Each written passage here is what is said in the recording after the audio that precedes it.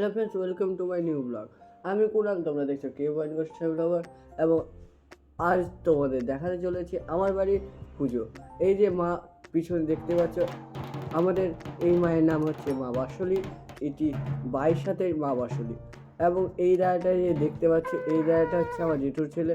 এই দাঁড়াটা এখন যাচ্ছে আমাদের মায়ের ঘর ভরতে, কারণ আমাদের আজ থেকে পুজো শুরু, তার জন্য মায়ের ঘর ভরে নিয়ে আসতে হয়। প্রতিবারের মতো এইবারও আমরা ঘর ভরতে গেছিলাম এবং এই দাঁড়াটাই আমাদের ঘর ভরে।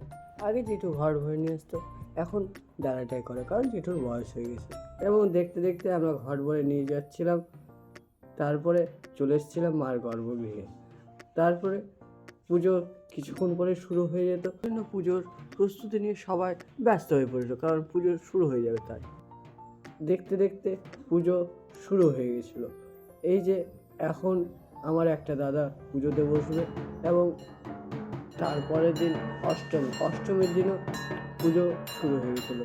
কারণ পুজোর এতই চাপ যে আমি ভালো করে ভিডিও করতে পারিনি, তার জন্য ক্ষমা চেয়ে নিচ্ছি।